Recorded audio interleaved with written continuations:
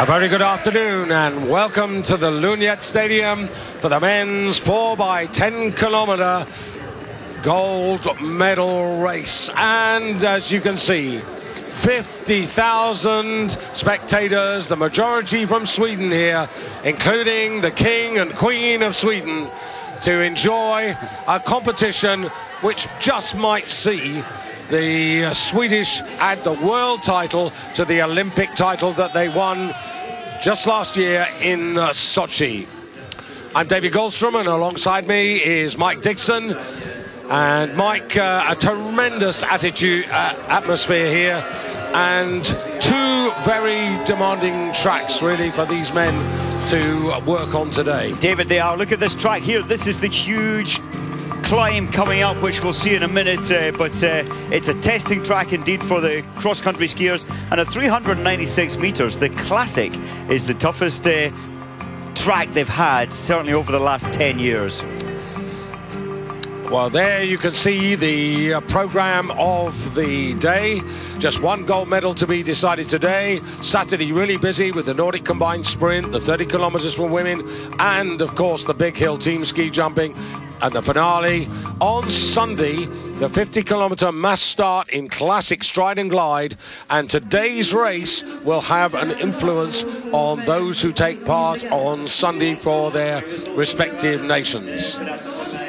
And there you can see the stadium and the back straight and that crowd, which is extending all the way around the two different loops of this course here, and a really amazing atmosphere that's been building for over 4 hours.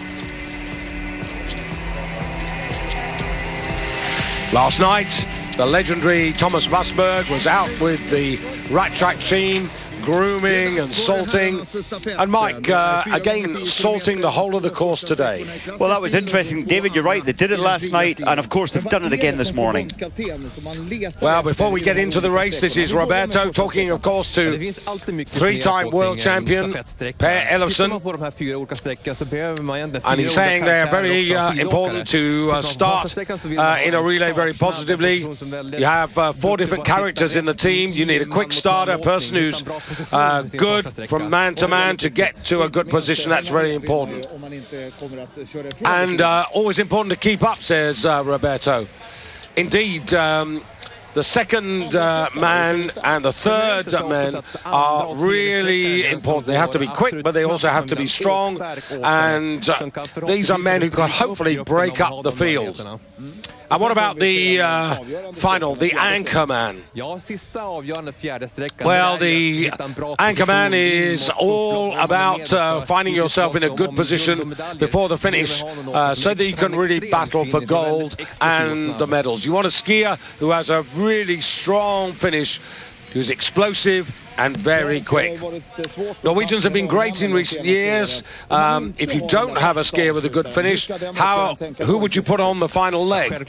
Well, if you don't have a good finisher, you have to run a long way from home. You've got to try to make a break on one of the climbs. For example, on Moerdebakken, or today it would be Mini Moerdebakken.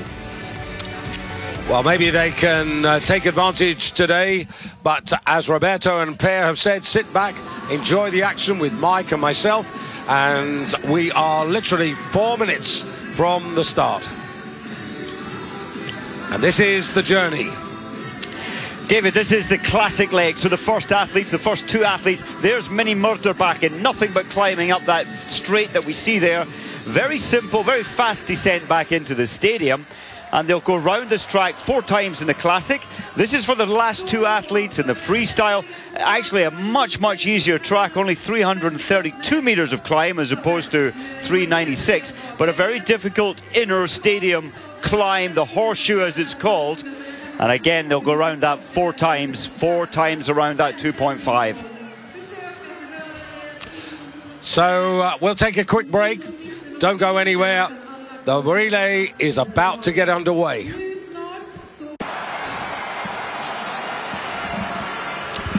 Well, once again, a very good afternoon and welcome to Sweden. Welcome to Falun for the gold medal 4x10 kilometer relay.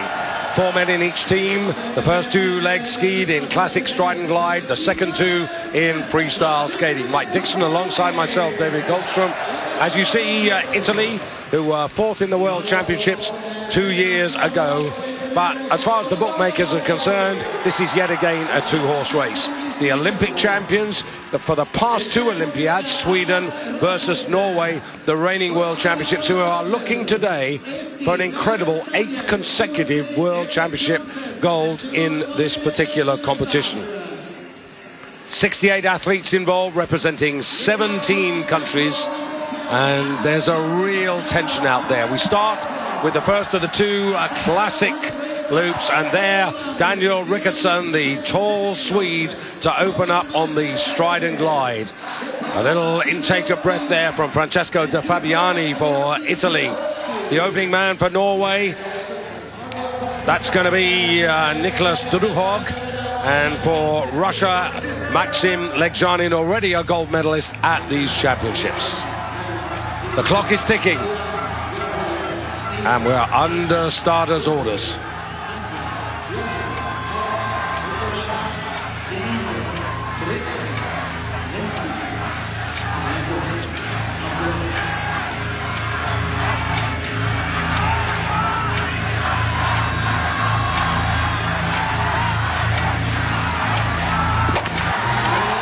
A really horrible long hole there, but we're underway for the Finns 4x10 kilometer classic and freestyle relay. Mike Dixon together with myself, David Goldstrom. The reigning world champions are Norway, the Olympic champions are Sweden. The bronze medalists a year ago were France in Sochi. In 4th place in Sochi were Norway. Yesterday, the women of the Norwegian team put away the ghost of Sochi by regaining the world title here, and this is a similar challenge here for Norway, because, Mike, although the bookmakers make Norway 7-4 favourites, it's not the strongest Norwegian team we've seen. Well, and what a time to bring in new players to your team. The Norwegian team has had in the past with Sundby and Rønning some very reliable and regular athletes, but to include Dyrhaug, Tønseth and Glursen today, it's not an unknown, David, because they've been racing really well, but it must be a very nerve-wracking moment for those 3 athletes. Huge pressure, a huge responsibility. Our understanding is that Sundby is here and waiting to see whether it's a go for him in the 50-kilometer finale, but this race also has a very big bearing on what may happen on Sunday. For when last night Mike and myself got the start list and we had a look at it, one thing started to stand out: the number of athletes on these opening 2 classic legs who are dialed in to represent their countries in the 50. And so this is not only doing the good work in the relay, it's actually finding out where they are with their equipment and physically in terms of the 50. And it couldn't be more accurate than the man wearing number 1 there, Daniel Rickardson, the man who won the Holmenkollen Classic 50 just last year. And he opens up as they all begin to find their rhythm. There are no fireworks now, and Mike, you wouldn't expect them as they come up the first kilometre or so. Not really. This is the easy part of the course, David, and in another sense I agree there. A lot of these athletes wanting to feel the pace for the 50 in the classic, but with the total climb of 396, it's the biggest climb over the first 2 classic skiers that we have here that we've had for some 15 years at major championships. And I think that's partly why some of the teams have put their real strong men in the first 2 legs. This first bit's gentle, but we're slowly working our way around to Mini Mortorbakken. And the pace has been gentle, David. It's not gone electric yet, but it's going to pick up soon. So there's Rickardson opening up there for Sweden, wearing bib number 1. Right behind him, it's Nicholas Druhag for Norway in the red and white, but wearing the bib of the defending world champions. 2, the opening Russian there, Maxim Legzhanin, gold medal in the skiathlon. And those three men are at the front, whereas right at the back there, the Ukraine, who didn't take part last year in Sochi, but finished in the top 20 2 years ago, very much the outsiders. But look at the spectators, and Mike, there you can see, as I was coming to the commentary box about half an hour ago from the waxing area, you can just see that that moisture that was predicted to be here about 90 minutes ago is arriving late. Very much so. The snow is coming, and it's very dry snow, David. Now, a lot of these athletes have got clister, the stickiest of wax, under their skis to allow this steep climb, and some slipping there from Rickardson. But this new snow falling on top of that may cause some sticking onto it. It'll adhere quickly to this clister, and it could affect the Clyde on the descent. An emerging talent for Switzerland, Uli Schneider, now into the lead. A very good 8th place finish in the Sprint Classic, the very first gold medal race of these championships. Now partnered up by Colonia, who's going to do the second classic leg, Baumann and Livers. And nobody panicking at the moment. And you can see the Ukrainian, who a few moments ago was detached, and he's just now moved forward, and that's an indication that nobody is frantic. Nobody at all. Now, I stopped my watch, David, at the bottom of the hill. Well, when the official timing was at 3:15, they entered the bottom of this hill. They're still climbing and climbing and climbing. So it's almost a 1:45 hill, and this will play a huge aspect as they progress along this 10-kilometer track. There will be some attacks on here. Look at the clock. That's now well, a minute 45 of continual steep climbing. As they come up there, you can see that they're all in a bundle. And just to reiterate, the bookmakers saw this as a battle between Norway and Sweden. Russia at 6-1, Finland at 34-1. But get this, Mike, the French, who were bronze medalists last year in Sochi, 34-1. Now, I think the French can possibly make the podium. Well, we had that little chat, didn't we, driving in here, and you've got a very dynamic and good anchor leg there, the young and junior world champion last year, and German champion, but a very strong team with Gaillard, Magnificat, Duvillard. Well, that's right. Jean-Marc Gaillard ought to be able to give them a really decent start. Now, the French there in 4th place, yellow and black, and that's Jean-Marc Gaillard, and this distance is really comfortable for him. It is. Look at this descent, David. So we had the nearly 2-minute steep climb. There's a mammoth recovery here. Rarely do you get such a huge recovery and a fast descent all the way back into the stadium. But then you have to prepare yourself again for the same journey around. Well, as they come into the stadium, we get a really good chance to see who's gliding better than some of their rivals here. So let's pick out one or two. Norway gliding a lot better than Sweden, and we see Dierhaug looking to his left there, and surprised that he's caught up and passed Rickardson. I'll tell you, it was gliding really well. Alex Harvey for Canada, who has already got silver and bronze medals, and he just zoom there, right on the outside. I mean, he just came from what, 10th? That is brilliant. His waxmen have done a great job, and what a big aspect that is to cross-country racing in the classic style.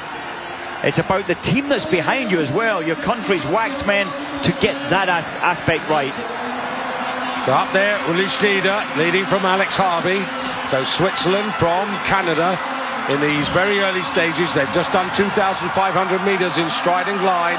Everybody comfortable. Poltaranin also very much to the fore.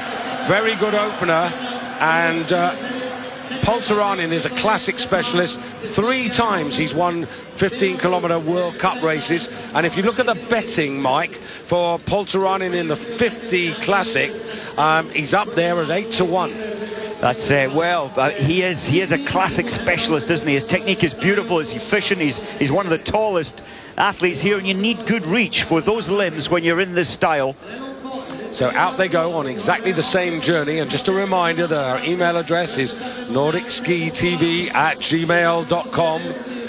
And on the climb again for the next 1,500 meters.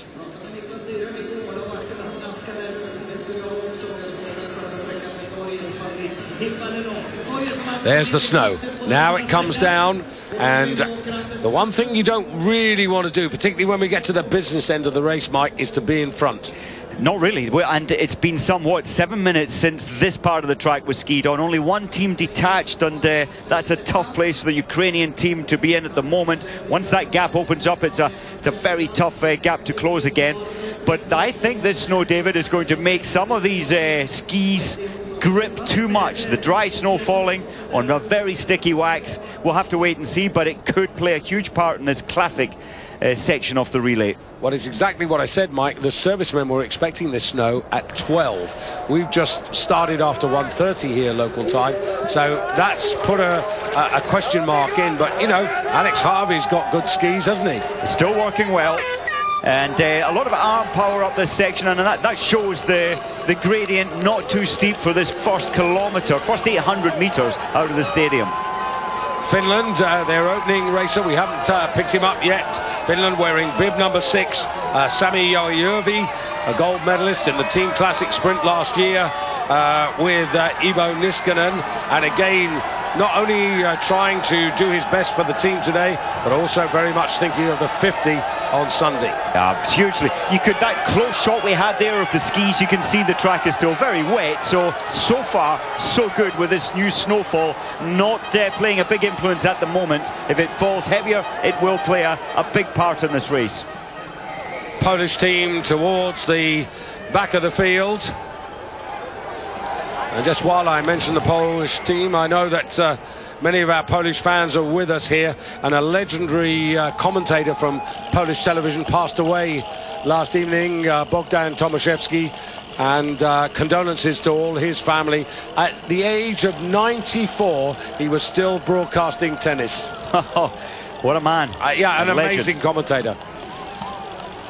And up front, Uli Schneider. There he is with Daniel Rickardsson, the tall Swede in the white suit. Alex Harvey having a little look around. You just feel, David, nobody wants to be leading into this fresh fall of snow. They're looking around, as you said, and the pace is, I must say, the pace is not that difficult at the moment, but surely it's going to pick up second time up this mini Mörderbachen, mini killer hill. Who's going to take the initiative? See how clumpy they're all balling up together. Somebody's got to take the initiative. So Norway on the right, the defending champions, centre stage there. You can see Daniel Rickardsson, and now a move from Germany, and it's Jonas Dobler from Traunstein who's decided to inject some pace. And this is because in their minds they know that they're coming to the top of the climbing section. They want to be in a good position for the descent, and then the run into the stadium to hand over to their second men. Not yet, but in 5 kilometers time after they go out of the stadium. Well, that's right. So Jonas Dobler, he was restless in the pack. He's got himself, he's won himself some space, but I am surprised that the pace is still quite comfortable. It has to pick up. They're not thinking of the team which comes after them, or maybe nobody wants to create a big opening gap at the moment, assuming that it will be absorbed very quickly on the next leg. Almost a 2-minute climb. So for runners, for cyclists, when you approach a very steep climb like this, it's on average, I think it's 17% climb, so that's your average. At the steepest part, it's some 25%. But continue. And you can see the Norwegian there, of course, Dyrhaug, just slight rotation through his hips, a good reach through his arms, and all the time sliding the foot as far up into the hill. That's the efficient movements through the body to get as much reach as you possibly can. Look how close, this is so close, what, 6 seconds, nearly 7, separating the first 16, and Ukraine are still a little detached. Dyrhaug and Tønseth, who are on the first 2 classic legs for Norway, very much the future potential for the Norwegian team. And if you look at their performances, Mike, in the skiathlon, 7th for Dyrhaug, 4th for Tønseth. Those are 2 really good performances, and again, they are men who are looking towards the 50 on Sunday.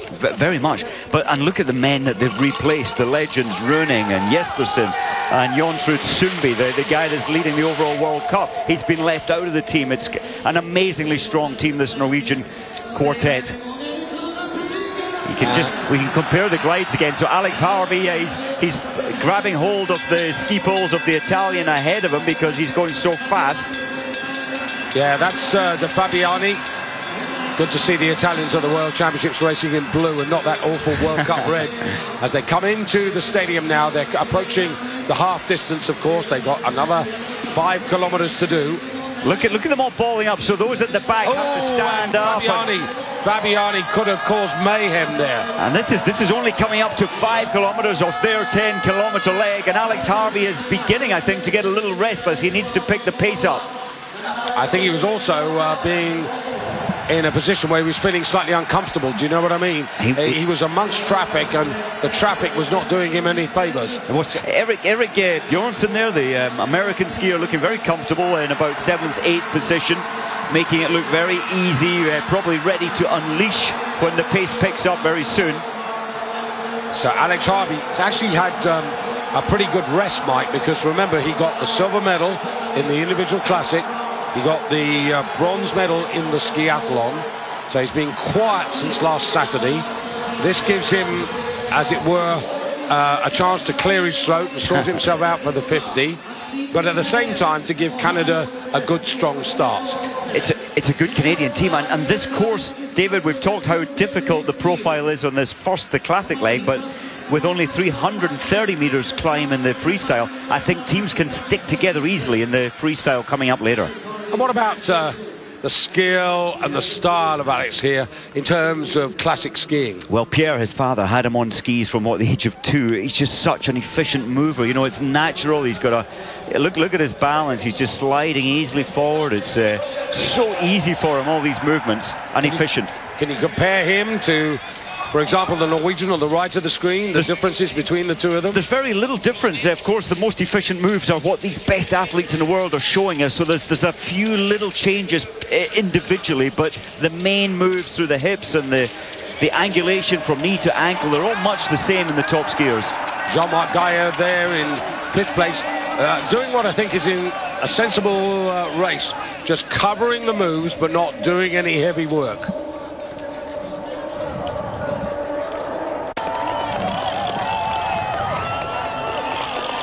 Rickardson, no panic, just has a little look. And there's Jean-Marc Gaier just moving up there. And I think that's the right place to be, Mike, you know, 3rd, 4th. Yes, it is, but a definite injection, an upping of the pace, David, and it's beginning to hurt some of the athletes, some of the teams further back. Very much so, and Rickardson deciding, I think he got some team orders. I certainly saw a coach running alongside saying pick the pace up, and he's reacted. Yeah, one person who's got caught out is Uli Schneider, who was leading in the latter part of that first lap and into the second one, but now he's got himself detached. And now you're seeing Russian power, and this is Maxim Vilajanin coming through along to shoulder with Daniel Rickardson. And Legjanin has decided that he now wants to put the pace in.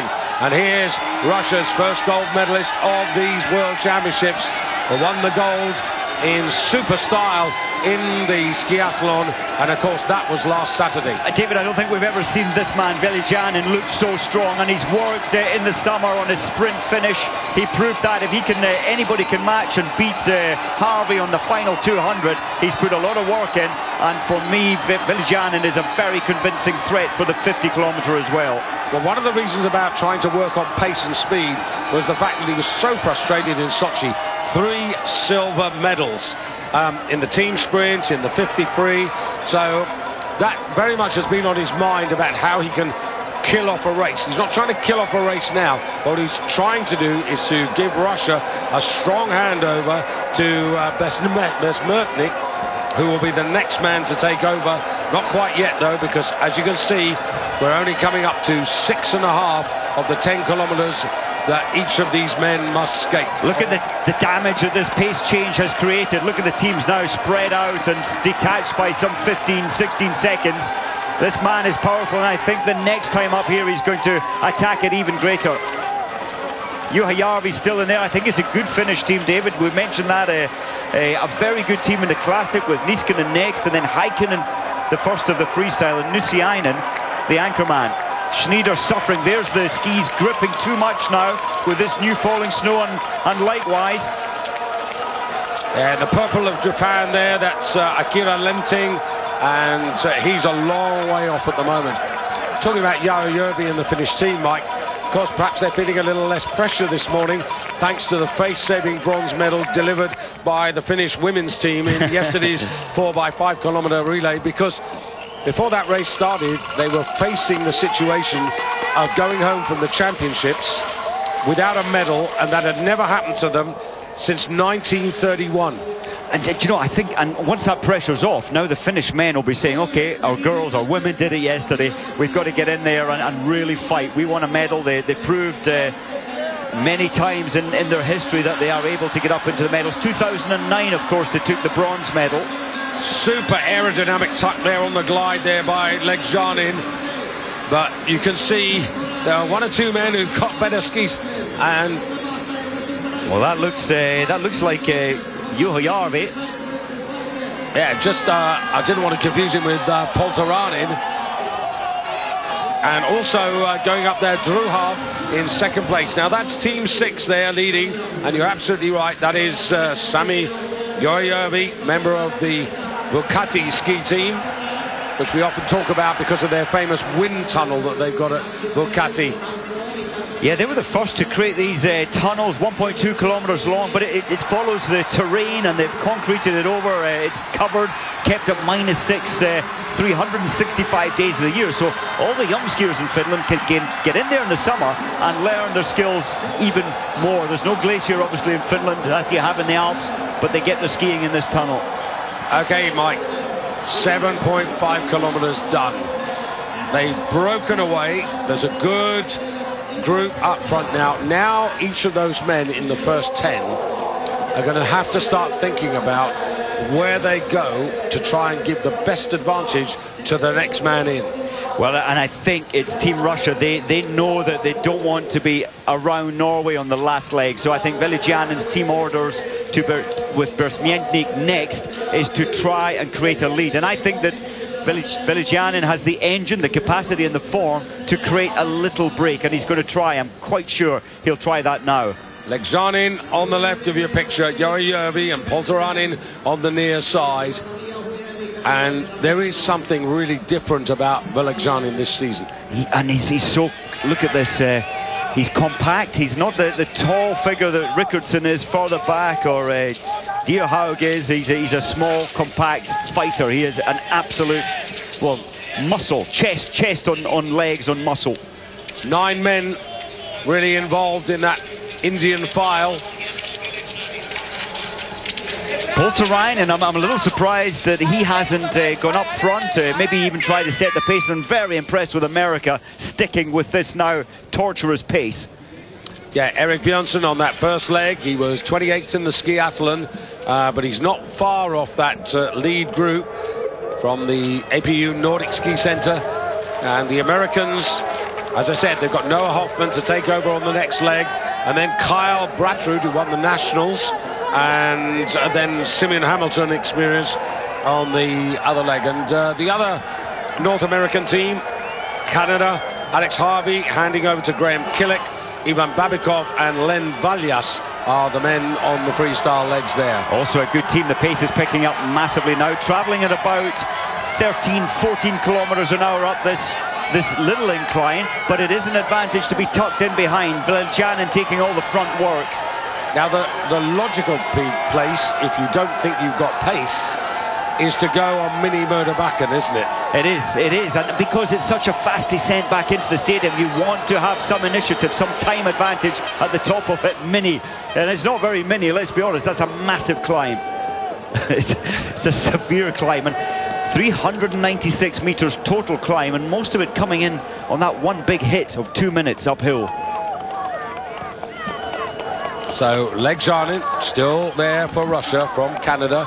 Right of your screen you've got Jari Järvi for Finland, and then on the left hand side you can see Rickardson, but very close there for Norway. Also in that top 5, Nicholas Druhaug for the Norwegian team.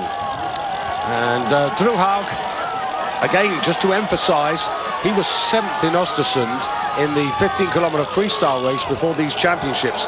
So the fact that he's on the opening classic leg actually gives you a guide to his intentions for the 50. And the intentions, David, right now, they're really going to attack this climb. Those who want to hand an advantage to the next athlete warming up now in the stadium. It's also a test for a lot of them. How much pace can they put in? This is look at Velicianen, and of course Dierhaug trying to kick as well. Little slip from Polteranen, little slip from Velicianen. And the German competitor doubled up. Oh, and I'll tell you what, Rickardson's being found out for Sweden. Oh, it's the wax. He's having to go wide, so the grip is no longer under his skis. He cannot stay in the track, and that's much harder work. Bad start now for Sweden. And Jean-Marc Gaillard for France, and also De Pabiani for Italy, caught out there and dropping back pretty quickly. Jonas Dobler there for Germany at the back of that little group. This is going to be a major test, David, for Johan Olsson taking the next leg for Sweden. He's got some work to do to close this gap. Yeah, really difficult at this moment to do that while you're still on the incline, climbing up here. Maybe he can make a little bit back on the descent, but all the time these are precious meters, precious seconds being given away. And every muscle group in the body basically being used. But I must say, Dierhaug looking very relaxed in his facial expressions.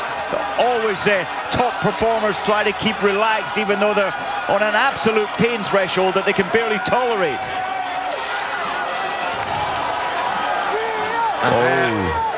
Substantial now, David. This is a massive break, firstly led by the Russian, and then of course Harvey's in there with him. So Norway, Russia, Canada, Finland, Kazakhstan and Germany pretty well within a couple of seconds. Then it's 11 back to Sweden, 12 back to Italy, 15 back to France, 21 back to America. Well, America and Erik Bjornsson trying to find some energy to get momentum down the descent. Very important to work over the crest of that hill. So moving out there is Didrik Tønseth for Norway. Now, I said that Dierhaug, who's racing for Norway now, was 7th in Östersund, 7th in the skiathlon, I beg your pardon. This man who's going to take over from him was 4th, and actually 1 place higher in the Östersund race. So these opening 2 for Norway, interesting to see where Norway ends up at the halfway stage before we go to the freestyle legs. But Alex Harvey being chased by Polteranen, and there's Joujärvi on the near side, the front 3, and then Norway, and actually all credit, wonderful skis there for Jonas Dobler of Germany, really did close up.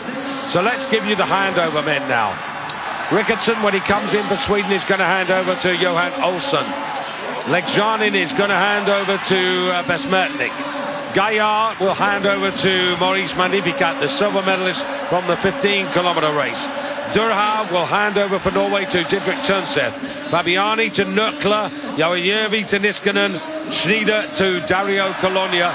But it's Alex Harvey. Whoa, that is a turn of pace. He is such a strong finisher as Alex Harvey, and they put him on the first leg. And Graham Killick now takes over for the Canadians. Now, where's Sweden? Well, you can see them going up the hill and coming round. And, of course, that's the first 10 kilometres completed. Sweden yet to just about handing over, and you can see there 20 seconds. So actually Rickardsson really struggled. He lost another 5 to 7 seconds in that last kilometre. He did, and we saw early on that his glide wasn't quite as good as some of those around him. Alex Harvey's much faster, Dierhaug's much faster, and as you said, an awful lot of time lost there in the last 1 kilometre. And the United States now out for them on the second leg, and that's Noah Hoffman. And Noah representing the Ski and Snowboard Club of Vale.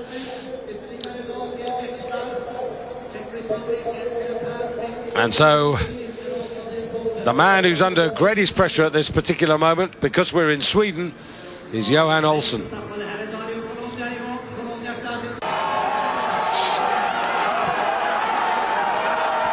Welcome back. It's the second leg athletes, and Tunseth trying to run with the initiative that he's been handed over 20 seconds ahead of the Swede. But of course there's a group there with them: Canada, Finland in the action, Russia, Germany and Kazakhstan. And the big absentee is Jonas Olsson for Sweden. If Jonas would be successful today and get a second gold medal, because he did, of course, in fantastic style win the 15-kilometer freestyle race, then he would become the first Swede since Per Elofsson to take 2 golds within a world championship. There have been plenty of others who've done it before. Per Elofsson, the great Gunnar Svan, would be just one of those, but I think Olsson now, he's going to get all the support, but he's got to actually try to reel these guys in as economically as possible. And you can see what he's decided to do. He thinks, and I think rightly, Mike, that these guys opening up initially in their first 2.5 kilometers are not going to go flat to the boards. So what he wants to do is to reduce the deficit as quickly as possible, then sit in, then recover, and then he's got at least 5 kilometers to try and make an impression. Well, that is the hope, but I must say, David, to pull back 20 seconds by the time he gets up this mini murder back, and it's an almost impossible task, but he's trying, and that is the best strategy.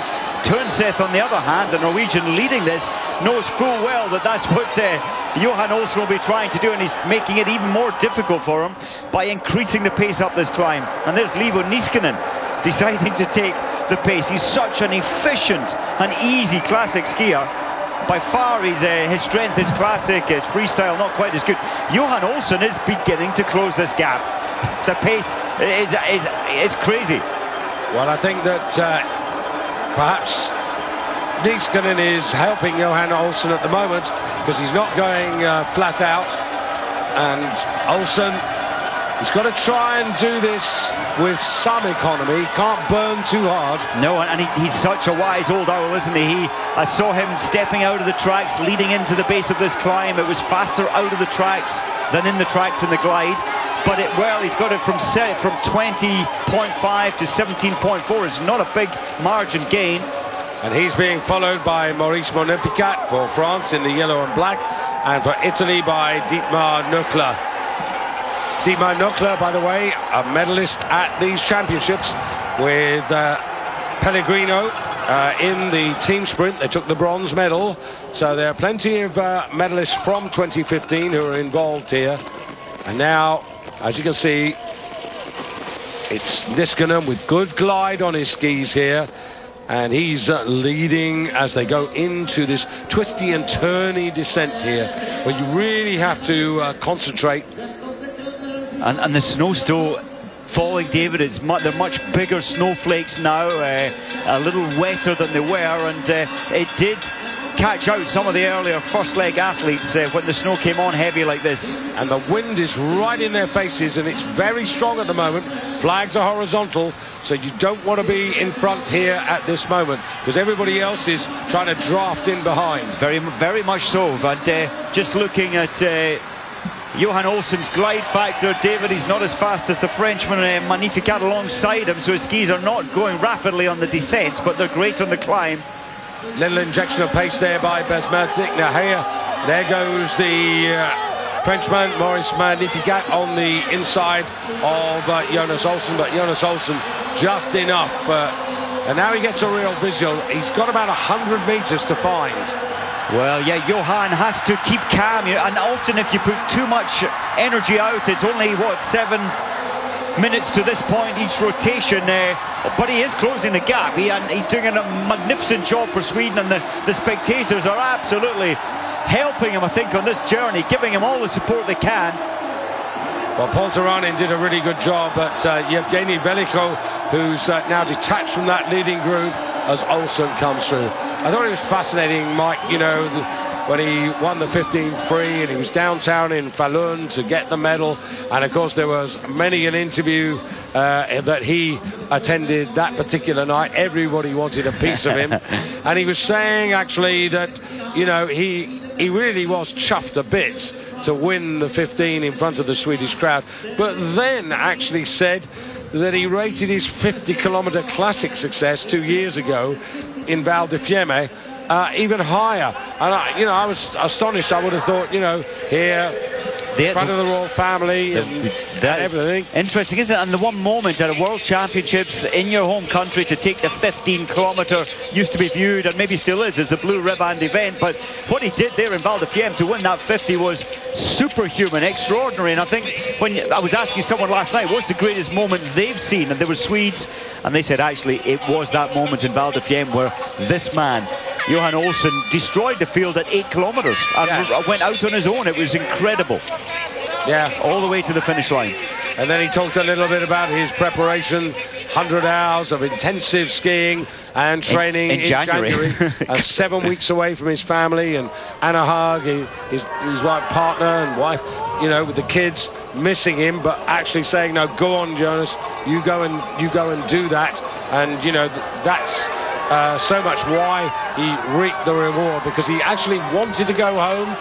Those sort of terrible feelings when you're actually feeling quite lonely. Yep. And yet his wife and the kids were absolutely behind him, and that counts a lot when so much that your family is with you. Absolutely with you. And the reason I was asking last night, why you're in Sweden, there's tons of snow, why didn't the family go with him? And of course, with 2 young kids, they were constantly picking up bugs and colds, and he didn't want to risk picking up any virus or even a cold to set his training back. And he's closing the gap, David, but it really is punishing him. To pull back 20 seconds at this level is a phenomenal feat, and he's closing that gap. He's caught Germany already, who were in that lead group. And now you've got up front Norway, and sitting in behind there, that's the second man for Finland, Niskanen, and Besmatnik doing exactly the right thing.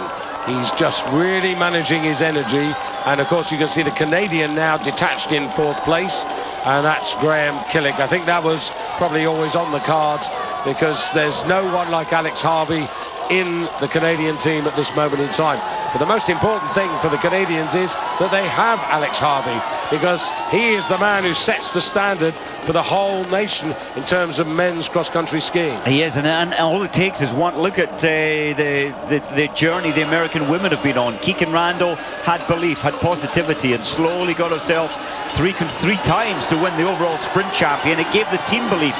And what Olsson is doing here in the background, he's in 1, 2, 3, 4, 5th position now for Sweden. It's still taking an awful lot out of him, David, to be closing that gap with a 20-second margin. Norway, and Tønseth beginning to slip his way up this hill, but he is trailblazing here with his heavier snowfall. Yeah, and you know that Olsson is very soon going to be in 4th place, because Graham Killick there is really struggling. He had a real big slip there just before cresting that hill, and Olsson's got him very much in his sight. Of course, he's taking Magnificat with him. He's taking Nöckler from France and Italy with him. But he doesn't have a choice. They are the Olympic champions from Sochi. They won the Olympic title in Whistler in 2010. But when you go back into history, you discover and you see that they haven't won the World Championship since 1989, and that was in Lahti. And that was a build-up, because they won it in 87. Then they went to Calgary in the Olympics in 88. They won there, and then they made 3 in a row in 89. So that was a purple patch, but it's sort of distant in quite a lot of people's memories these days.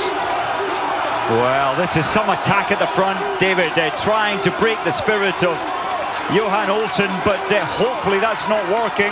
Still closing the gap. And you mentioned the Olympics. From the first leg to the last leg at the Olympics, it was Sweden ahead all the time, and this is new territory. This is but now 7.8 seconds behind. He is an incredible athlete, as Johan Olsson. Well, that's 13 seconds, Mike, that he's taken out since he took over the responsibility for his country. It's phenomenal. And I've seen that the organisers here are sending out the Vorlaufer, so the high-class skiers, to keep the tracks skied upon because of this new snow falling in the stadium area. Yeah, that's prudent. And now you can see the front three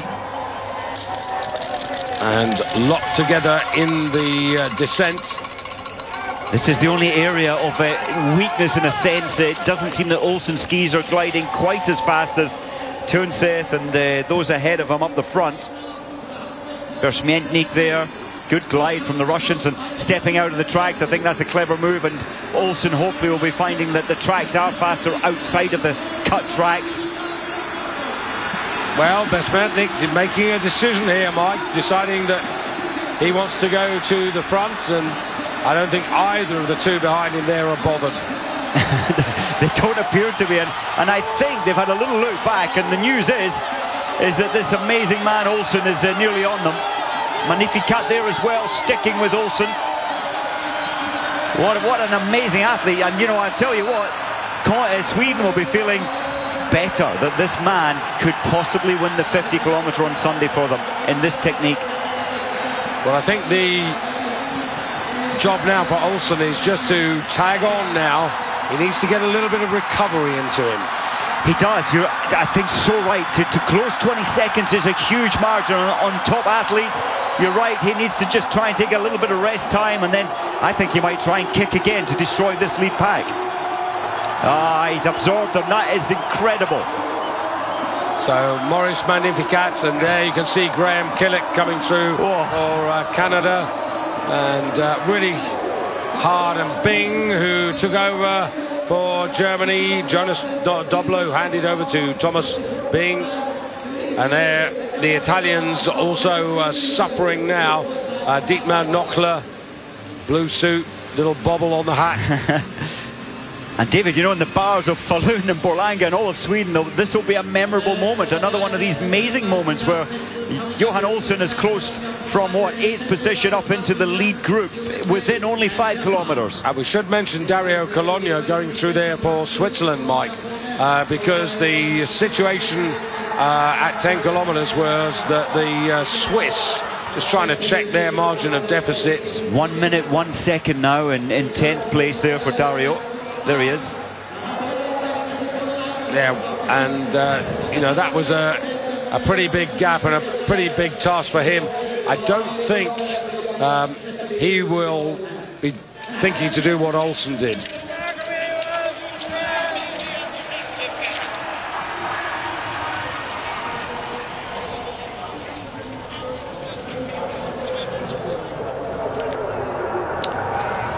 And Dario Cologno, he'll be thinking of the 50 as well. The bookmakers' early prices for the 50 on Sunday. Johan Olsen, well, seems to be a variation. 9-4 to 7-2, which are not bad odds. Cologno on 7-2. Northug 5-1. But we have an uncertainty about Northug, don't we?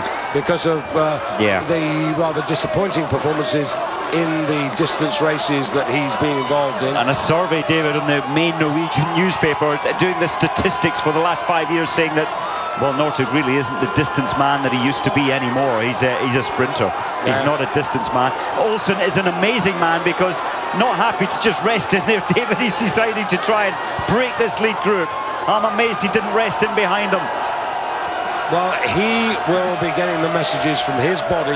He is the best man to know what his body is telling him. And he's in great shape. And, you know, Tunseth alongside him looks a little as if he's struggling now, and that's feeding Olsen. It's interesting as well, psychologically, because Polteranen and Tunseth are 8-1 shots, and Olsen is the favourite. So, again, Olsen will be learning a little bit about Tunseth. I cannot believe he's gone to the front so quickly. He rested in for no more than a couple of 100 metres. But if he's comfortable at this pace, Mike, let me pose this question to you. Is he setting a pace over the next 2.5 kilometres which is comfortable for him, and by so doing getting the respite that he wants?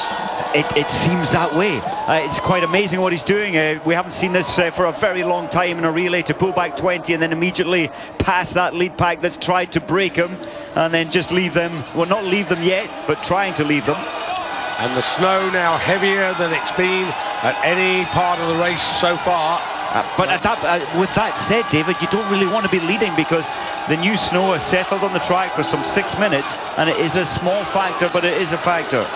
Well, hopefully the patrol that went out will have helped that situation. So it's Sweden on the right, Norway on the left, the two major protagonists, but Russia right there. I think Besmertnik is doing a really good job. Then Maurice Magnificat slipping at exactly the same time there as Niskanen. Niskanen really slipping, and I saw Besmertnik slipping as well. The wax beginning to, well, not work as well as the race progresses. You do lose some of the wax, the grip under your skis. Let's just talk about that for a moment. The servicemen will have had to make some key choices.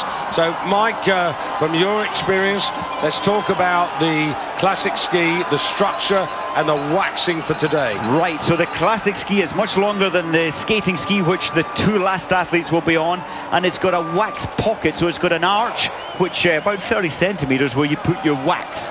And when your weight is on both skis, that lifts it, so on the descents lifts the wax, if you like, because you haven't got all your weight on one ski.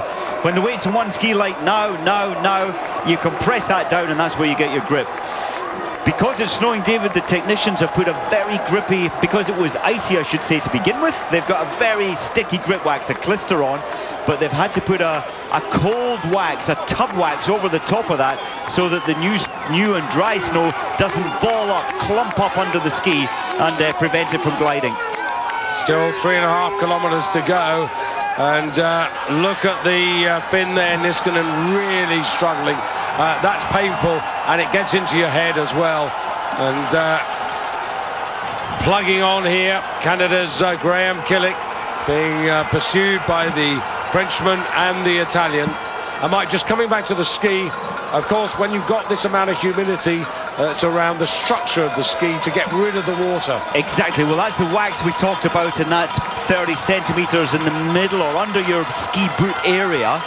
But yes, from tip to the wax area, then end of the wax area to the tail, because it's 0 degrees, you need a lot of humidity runoff. So you've got these little structures which wick away the water off the ski, because that slows it down, and you want maximum glide. Tons of, so many variations, and the technicians have been testing which structure works best. Yeah, because some people have a sort of vertical line and other people have diagonal cuts, don't they? Very much, and they spend millions of euros trying to figure out what's best. And look at Olsen, his skis are not gliding the fastest. He's being absorbed down here slightly, but he got away from this group. He's an amazing athlete. Well, the Russians have done a good job, haven't they? Look at the glide there from Besmertnik, and also in there the glide from the Frenchman. I mean, that is really good, Maurice Magnificat. David, an interesting thing at another press conference where he's done many as Olsen, they were saying, you know, what importance do you put on the relay today? And he said, and he's a different kind of personality. He said, I don't really care. Of course he cares. He's killing himself out there, but he said, I don't really care. I care about the 50 kilometer. Well, if you had talked to anybody throughout the past 2 weeks here, this is the race which they see as the spirit of the nation. It is your four best athletes at one moment in time against every other best country in the world. It's a duel. It's like gladiators out here. And look at the spectators. They know it. I love it. And Finland, his wax isn't working. Leivo Niskanen as well as the rest ahead of him. And you always know it's a big day when you drive out here, because there have only been 2 or 3 days where Mike and myself have had to sneak through on a little route through the town of Falun, as opposed to coming around the road that leads you most directly to the stadium. David, under your guidance. That's just the traffic build-up and the expectation. Under your guidance, was it not us pushing through the traffic? Well, they sold 39,000 tickets, but we can tell you, having talked to Per Ellison just before the off today, and he was pretty confident that we were close to 50, if not more, who managed to get in, because obviously they left some to be sold on the day on the gate. And the buses that have been bringing these spectators have been coming in since 7 and 8 o'clock this morning, and all these people angling in the what I call the free seat area, or the freestanding areas, to be right on the front line, to be able to almost reach out and touch their favourites. And all the athletes saying that because the spectators are cheering nearly everybody, it actually helps you on your journey here.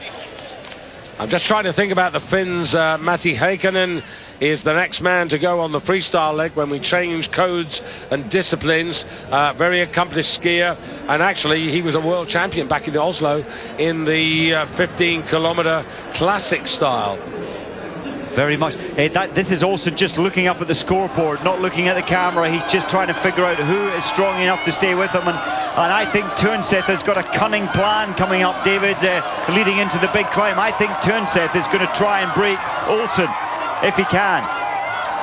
Well, this is a very interesting moment, if you're right, Mike, because, again, this could be something to remember come Sunday. Oh, amazing. What an amazing athlete. And Olsen beginning to snap the fighter Magnificat, and Bersmientik is a wonderful classic skier, but struggling. And here comes the Finn, Ivo Niskanen. He's hurting. Yeah, but he's sticking in. He has to do that. He's almost in no man's land. He's got a ski there. You see these twists and turns, and suddenly he sees them. Next moment he loses them. And once that gap is opening, and I think there is Tønseth beginning to think about pouncing and trying to get away. You know what Tønseth's doing at the moment? He's trying to irritate, isn't he? He's really trying to irritate Olsen, isn't he? And you can see him clipping the tail of Olsen's skis, and that is so frustrating. You can't. It's not illegal, and of course they don't deliberately mean to do it, but he's clipped his skis a couple of times. Yeah, but the temptation to turn around and shout something rude at him is... He will. And Bersmientik there, David, his skis, his wax is less effective now, and he's really struggling, the Russian. So it's going to be pretty fascinating at the moment. You can see there Norway and Sweden, the favourites for this race, but Maurice Magnificat sitting in there. And I did say early on I was thinking of a bronze medal for France, and they are the Olympic bronze medalists from Sochi. And you see the determination of Magnificat, because they've got Dubiar to take over, and on the last leg they've got the youngster Bachscheider. Olsen skis let him down there in the stadium. The noise is deafening because he tried to make a break. He nearly got a break, then he slipped a little. Up behind him, Bersmientik is struggling massively with any grip on his skis. Look, he's in one track, then the other track. The grip isn't working. Olsen, the legend. Yeah, marching away now, and he's made a move of a few meters. What will still be interesting, Mike, is when they come back into the stadium to see the comparative glide between the Swede and the Norwegian. And I think you're right, but I think the Norwegian's going to close the gap. All this hard work that Olsen's putting out here, he knows his glide isn't as good as those around him, so he's trying to open it to what, 20-30 meters, so there's no drafting. So when you think about this, Mike, he was 20 seconds behind when he took over responsibility. He's focused all year, maybe for the last 4 or 5 years on this moment, and he's destroying Norway. Look at this. Tønseth struggling. He tried to kick, he tried to get away, but he couldn't. This is an amazing performance. Rarely do we see such a turnaround of pace as we have here. And what you're seeing, Mike, and you've been at the Olympics and the World Championships, both in biathlon and cross country, you know that this is just not only about the body, it's about the mind.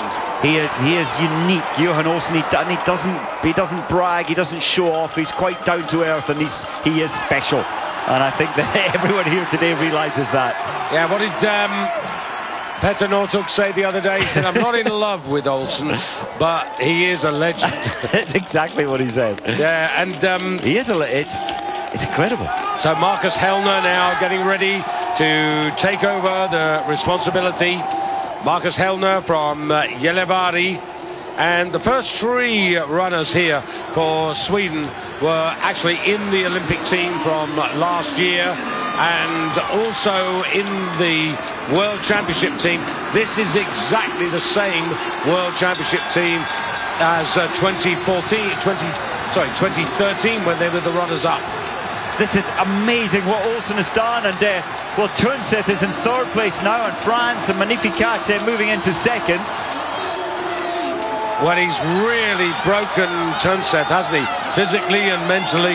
And he skips up to go over the bridge and drop right-handed down in front of the main stands, in front of His Majesty Carl Gustav and Queen Sylvia, and I believe the Crown Prince Carl Philippe is here as well, and they will be suitably amazed as well. So it's going to be Johan Olsen, astonishing, a gold medal, and he's making arguably in this, the second classic leg, the potential for a second gold medal for himself as he touches Marcus Hellner within the 40-meter changeover box.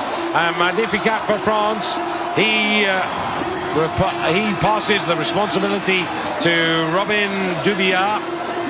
And then for Norway, now Anders Glørsen. And Glørsen, of course, medalist in the 15-kilometer freestyle behind Johan Olsen. And Hellner was just behind Glørsen on that day, but a much later start number in difficult conditions. So that's going to be an interesting battle. But David, I think what Johan Olsen did there will put a shudder through anybody who's looking to win the gold medal on Sunday in the classic technique over 50 kilometers. He smashed the field there today. And here is Dario Cologna. Well, he was well over a minute behind, and you can see he's not really been able to make the impression, and chronometrically that's because of what Olsen has done. So he comes in, and of course we're now going from stride and glide into skate. So the skate journey, Mike. Well, the skate journey is an awful lot easier. A total climb of 330 meters as opposed to nearly 400 in the classic. And it is a very simple track except one major climb. Gentle climb out here, David, for the first kilometer, but very gentle, continuous. And then we come back down into the stadium to do the steep climb of the horseshoe, where you then climb back up into the horseshoe section. And of course 4 times again around this 2.5. And would it be fair to say, Mike, that for the servicemen preparing the skis for these skate sections, just that little bit easier than it was for the classic? Yeah, very much so. You've just got a glide wax from tip to tail. And as you mentioned earlier, the structure is vital. They've been out testing the best structure they can possibly get to give the best glide factor. And then the top wax at 0 degrees, this very high humidity, is quite easy, so should not be difficult. So Sweden at the halfway stage with 2 classic rotations completed, ahead of France, Norway, Russia and Finland.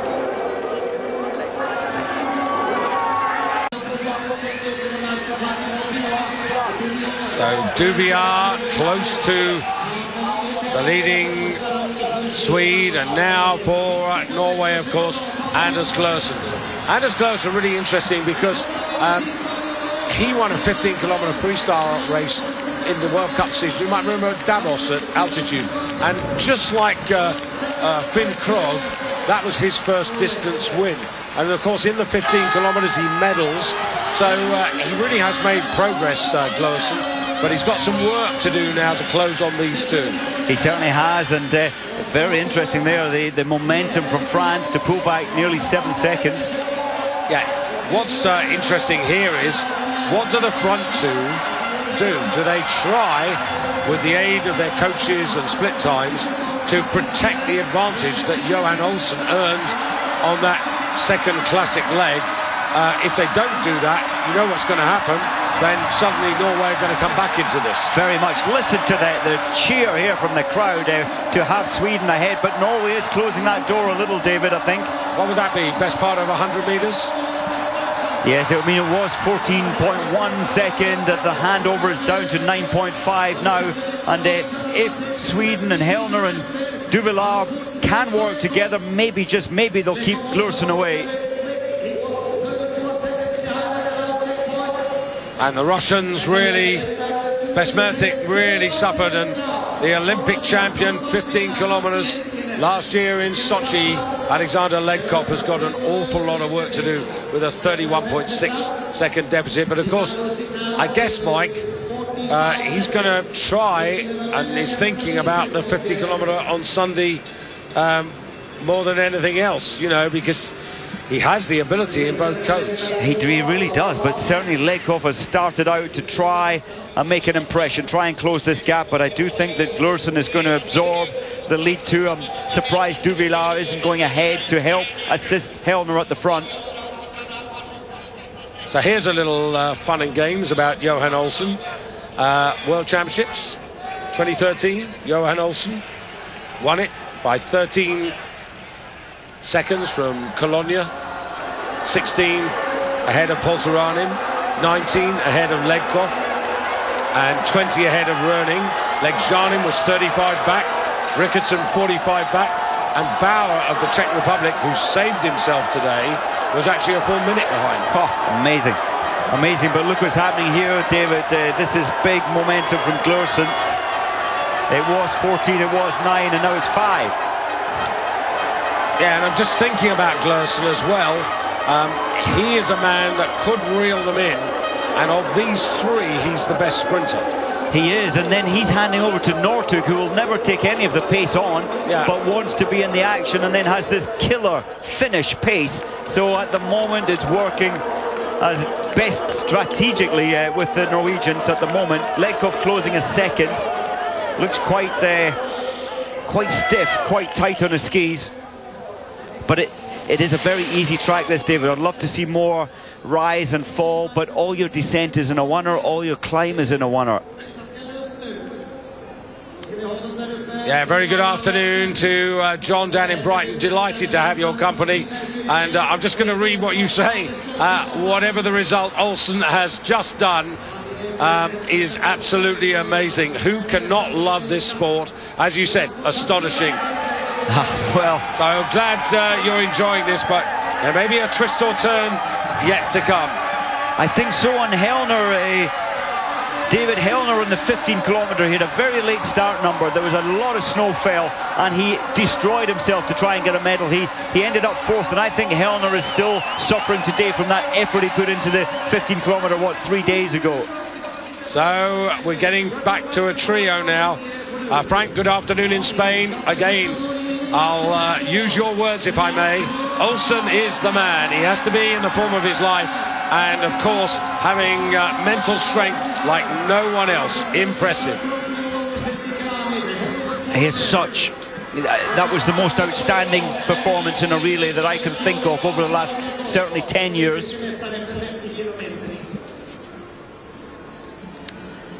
Well, these two together, still compliments coming in from Olsen. Manio and Eva in Ealing, really enjoying it. So delighted to have your company today. And Jack Burke, really enjoying it, and also Mike, looking forward to you and Patrick at the Biathlon World Championships next week. Some great races next week. Look at Gluersson's skis, David. They're rapid. He's having to stand up tall because he doesn't want to go to the front to lead this. Just let's talk about this point here, Mike, because when you come here, the likes of Northug, if Northug's there, the line up this hill and where you want to be is crucial. It is the attack into this climb, and the exit actually over this bridge and into the final 200 is vital. And Petter Northug, that name, he's been included in the relay since he became a senior in 2007. Every single relay for Norway, he's gone anchor man because of his killer speed at the end of the race. And that's why Sweden wanted to be ahead of Norway on the last leg. And who knows, there's still 5Ks to go on Hellner's leg here. So France, the Olympic bronze medalists, and they lead Sweden, the Olympic gold medalists. Oh, and what a race. Of course, Norway, well, they were only 4th. That was an amazing... It was plus 14 degrees in Sochi at the Olympics, and incredibly, who would believe it, the wax technicians didn't get it right. But they've got it right today because Gluersson's skis were better than Hellner's on that descent. And Russia, who were the Olympic silver medalists by 27 seconds behind the Swedes. And that was just a year ago. They were the bronze medalists in Val di Fiemme, the Russians. And about 50% of their World Championship team and 50% of their Sochi team involved in today's race, so they have made some changes, and I'm very interested to see Belov on the last leg, but really it's all about Legkov. If he could you know, get any of that 30-second plus deficit back. Quite interesting, isn't it? Hellner there in second place. He was fourth in the 15-kilometer freestyle, and the man behind him took third in very difficult conditions. They are great freestyle athletes. And you can see here Legkov, well, he's nibbled away a little bit. Heikkinen, well, the problem really for the Finns was the fact that Niskanen, well, he was like a candle being blown out. He tried to stay with that early pace. I don't think his skis did him any favours. The grip wax wasn't. He's such a good classic skier. His skis just didn't work well for him. And I tell you what, Robin Duvier is doing an excellent job. I think he just moved out there and said, for goodness sake, somebody else do some work. But, you know, Robin, I thought his performance in the 15 kilometres, finishing in 11th place behind Olsen, was very respectable. It really was. And that's why I think we both said the French team are in our top bracket for today. But it'll be Backscheider, the young and talented Frenchman, against, Northug, against Harbison, and Belov, the next Russian. There's Legkov. Belov is no mean freestyler and a man who can really take himself to, like Olsen, to a very painful threshold.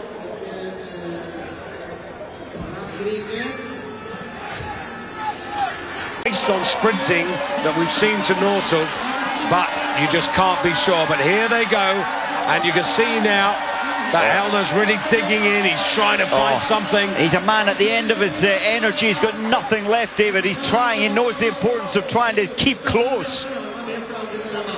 He's just got to hope that he can get a little bit back on the glide. But Glursen, of course, is the man who can sprint. Come on, Hellner. You've got to get Sweden back into this.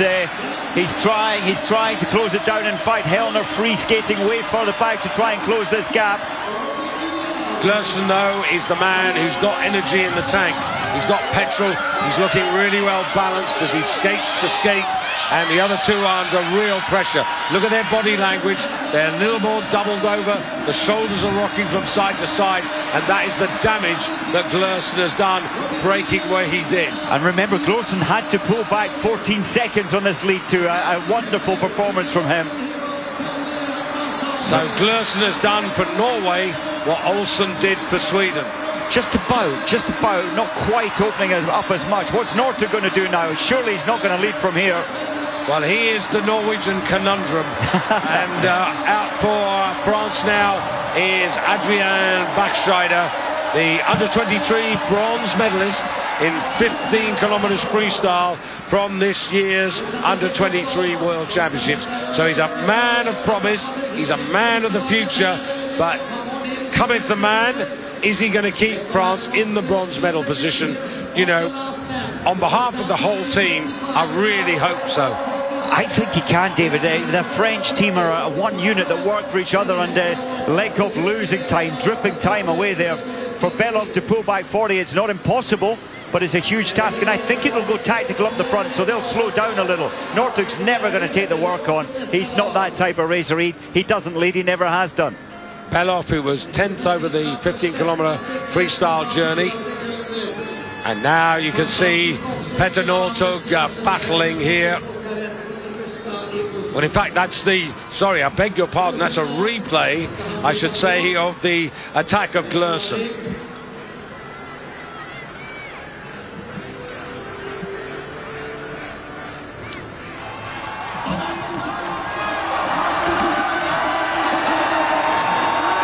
So there is Adrian Backscheider. Now, he really has to manage his energy. You know, he's younger. He's not physically as strong and experienced like Petter Northug. And neither, you know, does he have the pedigree of Kalle Halvarsson. This is Northug, the effort Glursen put in to give Northug a 6-second lead ahead of Sweden, and he just didn't even try. He allowed both France and Sweden to catch him immediately. He is 100% a tactician. Never wants to lead it because that's where it's harder work out front, but he is the master tactician. He's got a strategy and he'll stick to it. And there is Belov. And of course, Petter Northug bidding for a third gold medal. And if he was to do that, he would become the most successful athlete at these championships, man or woman. As it stands at the moment, Severin Freund of Germany, who won the big hill competition last night, and he won a gold with the German team in the mixed team jumping and a silver on the normal hill. I mean, he is the top athlete in terms of medal performances. He was absolutely outstanding last night, and he is a man of the moment. To win and set a hill record on the very last jump of the whole competition, it was something special, and he effectively won that gold medal by 12 meters. So now up front here you can see nothing between these first three, Mike, and as you can see, Northug just being tactical, sitting in there, and Kalle Halvarsson has got to be well aware of it. Now Kalle Halvarsson, I think, Mike, has got to make a break, and he's got to make a break some way from home. That's what I was thinking further back when Northug allowed him to catch up immediately. He is the tactician, so Backscheider is trying to keep this pace strong, and I think together Halvarsson and Backscheider maybe want to try and team up and inject some real pace into this. Otherwise Belov will close it down. And of course this is deja vu for Halvarsson and Northug, because in 2013 they were both skiing the anchor leg for their respective nations, and it was Northug who got the gold and Sweden and Halvarsson who got the silver. And the interesting thing is that Northug, if he was to bring Norway home today, that would be his 5th relay world championship gold medal, and as far as I could find, there's nobody else who's done that. No, and on that day it was only 1.2 seconds, and he just waited and waited and waited and did all the damage in the final couple of 100 meters. But that is racing, and Northug skis, bad news for the lead two. His skis outgliding beautifully well. He's already caught them, having been some 100 meters behind. So it is bad news for Sweden, it's bad news for France. So they have to try and break him on the track, David. They have to try and take all the sting out of his legs. And Northug, look at the wise man that he is. He's just having a little look back. Yep, Belov is still quite a long way behind, but closing. Well done, Belov. He's going to get in the mix here, I think. Well, the thing was, Mikey, at the last checkpoint, I mean, we had him down. He reduced the gap from 40 to effectively 30 seconds. And he's closed it substantially more, David. It's not fast at the front, let's be honest. It's tactical now. And Belov, if it stays this slow, Belov will absorb them, having been 40 behind. They probably won't allow that to happen if they can help it. Great talent is Belov, and I certainly felt when he came from his wonderful medals, 4 medals at junior and under 23 championships, gold medals, they raced him to bits.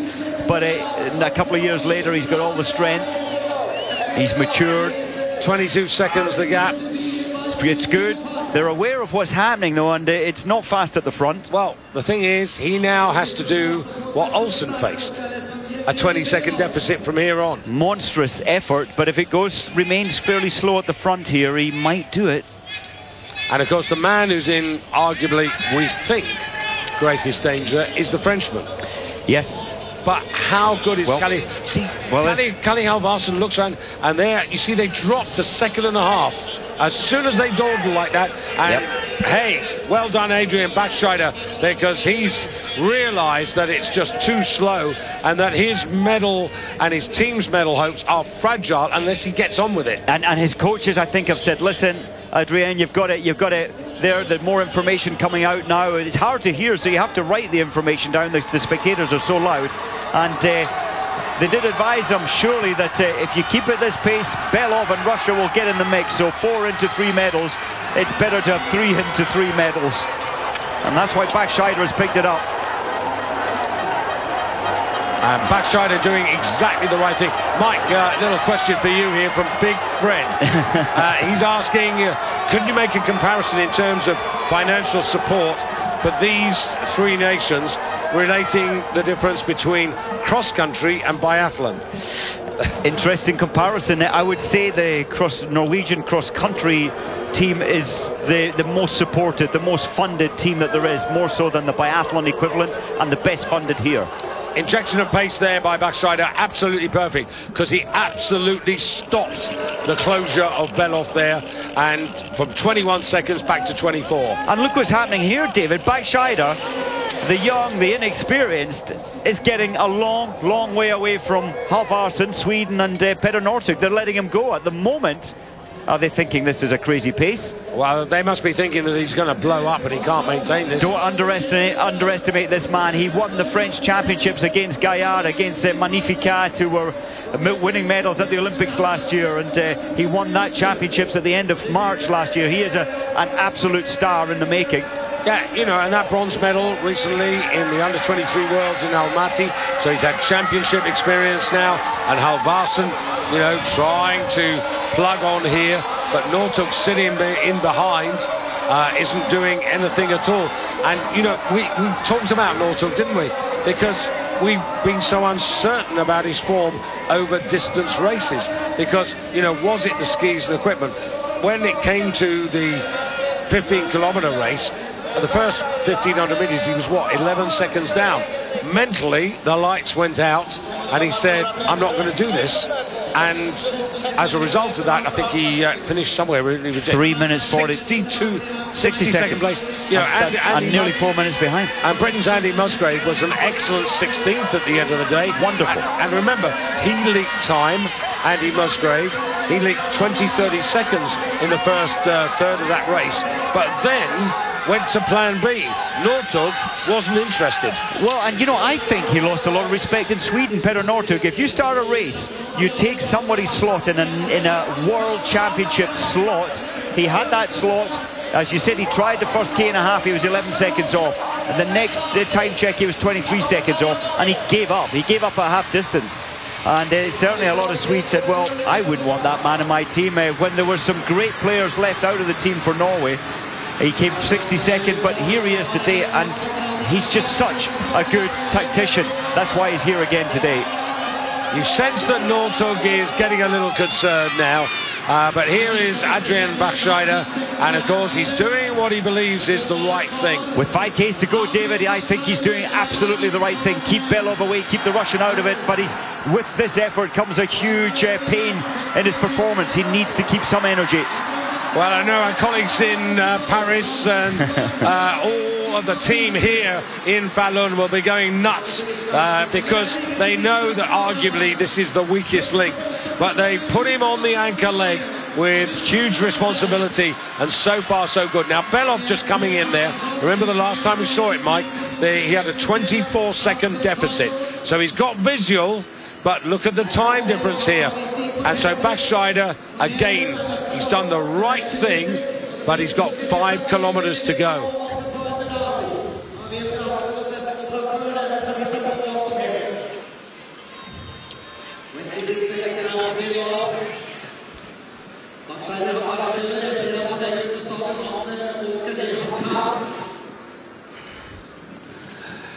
So Adrian Baxscheider over the little crest there and climbing again on this undulating terrain which virtually has no respite. There's Belov there. He's got the Norwegian and the Swede in his sight now. This is the leg where Baxscheider's, he's committed, and now he has to commit the whole way. This is one of the toughest asks that he will have ever given himself now. This is the biggest question of his life. And look at Northug realizing that Baxscheider is sliding away from them. And look, this is what makes this man special. The turn of pace is amazing. It's like the Kenyans used to do in track and field. He puts in a killer turn of pace. Baxscheider's not aware of it, but he'll catch him soon. And come on, Kalle Halvarsson for Sweden. He's got to stick to Northug. He can't mess around. He has got to stay on his ski tails. And Baxscheider now, like on a piece of string, being reeled in by Northug. And this is all that Northug will do, David. It's all the effort that he's taken on really individually. And then as soon as he pulls himself and Halvarsson back to the Frenchman, if he can, he'll back off again. Now, interesting, that injection of pace there coming from Northug. Here comes Belov. Belov was beginning to see there was some hope, some light at the end of the tunnel to close down on Norway and Sweden, but that light's just gone out. And 25 seconds, so he's not making an impression as yet. He's killing himself. He's pulled, remember, from 40 seconds all that way back. Backscheider's realising that, oops, it's Northug that's put in a turn of pace. And a very good afternoon to Lee Dilly, rooting for the Frenchman to get a bronze medal. Well, he's still got every chance, and great to have you with us as well. And Doug from Universal Sports, from Green Mountain Valley School, and in Vermont, and really enjoying this. Really thought that Dubiard did a really good job on the first leg. Oh, the French team have been fantastic, and here look at the young and least experienced Backscheider still doing a great job. We could still be in for some finish here because Halvarsen is responding. This is as big a question for Halvarsen as it is for Backscheider. It really is. And Northug, who knows what's going on in his mind or in his body, he never gives it much away. But when we come round to that hill on the last time, stand by if they're together for a Northug explosion. And that's where I think Halvarsen and Backscheider from the passage going through for the final time in the stadium, they need to kick it off there with 2.5 kilometers to go and not dare risk leaving it to this hill the next time, because Northug will have them. It's going to back off again, I think, David, or is it? No, Backscheider has a plan, and that's to keep this pace strong all the time. Here's another one for you, Mike. Why didn't the French bring in Foucault for the relay? Oh, well, he was going to take part in World Cup cross-country this year. Do you know, there's a question. Foucault would be a very strong player, one of the fastest skiers in the world, but he had a 2 months break in his summer plan, and that's why he didn't go cross-country. We've seen Norway bring in Lars Berger, a great biathlete. Yeah, well, that is true. Lars Berger at the Olympic Games played a huge part in this relay and took them to the silver medal then in Vancouver. Who's the cat? Who's the mouse? Oh, man, this is amazing, and great to see Halvarsen skis faster than Northug's there. I know he was slipstreaming, but that'll unsettle Northug a little, that Halvarsen saying, listen, I can contend with you. But, David, they've really got to go now, I think, as they come through the stadium, to try and take something out of the legs of Northug. They've backed off, all of them. Yeah, that's not good with Belov. But Belov has been punishing himself, working at such a rate to close this down. They know that he's going to be exhausted if he bridges this gap, and I think they think it's impossible. Yeah, I'll give you an update of the rest of the countries. We've been a bit naughty not bringing you the performances, but as soon as they come through, we'll bring you up to date with all of the timings. And Belov there, well, he's nipped 4 or 5 seconds back in 4th place. Well, certainly at the last time check, David, we got Switzerland behind Russia at 2:03, and Italy's with Switzerland 2:03. Czech Republic just a little behind them at 2:13. Germany looking better today in 8th at 2:26. Finland just behind them. United States in 10th. Canada 11th. Yeah, thanks, Mike. Apologies to all of you out there. We've been a little remiss, but we'll keep you in touch there, because like a lot of races in the World Championships, it's not always quite about gold, silver and bronze, because a ranking position, and a good one, brings financial support to your team. Very much. So finishing 4th may not be a medal, but it will bring support from your government or your local region, both collectively and sometimes individually.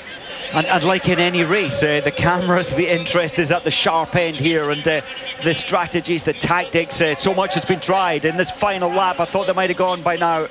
Yeah, I'm waiting for Halvarsen to make a commitment here, because I think Backscheider doesn't have much more in the tank, and Northug is just lurking there. And I'm really wondering about, you know, Mini Moderbakken and Northug lurking and knowing that he can just go into 6th or 7th gear and move past these guys. But all credit to Baxscheider. What a job he's done for his team and his country. And they're gathering around the finish line, you know. Each team member is gathering there, and Belov as well. You see, it was 20 seconds, it's down to 15, but I think it's going to be a little bit too late, because as he starts to get back even a little closer, these guys are going to explode. Northug has got to, you would expect them to be wanting the good line into this final horseshoe climb, but he's still at the back, but he can do magical things. He can get through any gap. So Russia 19 seconds off, Switzerland actually 15 seconds for Russia, Switzerland just inside 2 minutes the gap, racing along with Italy, the Czech Republic, 2 minutes and 18 off the lead, Germany 2:21, Finland 2:22. But now Kalle Halvarsson, now is this Kalle Halvarsson for the Olympic champion Sweden? Is this where he really pushes on? Because this is where Northug does his damage, and they've got to close the door. Baxscheider fighting here. Halvarsson saying, you will not get round it. Northug saying, oh yes I will. Who gets to the top here? Halvarsson is holding on here. Yes. That was where we were looking for Northug to actually go past into the lead, and he hasn't done it. And now we're downhill, Mike. And this is vital to get the best line out of into this descent, David, to get the best energy out. And Northug again will try and take the attack on this next climb, without a doubt. Halvarsson needs to hold him back, get the best line, hold his line, if he wants to win this for Sweden. It's the world champions, Norway, versus the Olympic champions. Halvarsson tries to turn the screw again. Just trying to keep Northug at bay, but if Northug's got the killer finish to match and beat anybody, this is still playing into Northug's hands. It is playing into him, but Halvarsson is beginning to believe. Remember, those skis from Northug look absolutely excellent. Now Halvarsson, he has to let the skis run. He has to take the chance here. I've seen this before with Halvarsson. He looks under his armpit. He knows as he comes halfway down the back straight. He looks again. Now it's the drive up this climb to the bridge. Northug closing. Halvarsson will take the tight line on the inside. Northug forced on the outside. Halvarsson, and Northug has just got in front of him there. That was the crucial moment. Now has Halvarsson got anything left to counter-attack in the last 100 metres? It's down to this. It's the world champions from the Olympic champions. It's Norway from Sweden. The royal family are on their feet. Peter Northug for a third gold at the Worlds for Norway. And Norway take the World Championship for a record 8th time, ahead of Kalle Halvarsson, and the Olympic bronze medalists for France rejoice as they take a world bronze. Well, we said, David, on day one, or certainly said that Northug would walk away with 3 golds. He's got his 3 now, and he'll be looking for a 4th on Sunday. But that was, again, strategically perfect. He tried to get to the front with 800 to go. It didn't work, but he knew his final killer pace can match and beat anybody in the world. And that is Peter Northug, the conundrum. Some like him, some don't. He is amazing. You cannot keep him out of the news.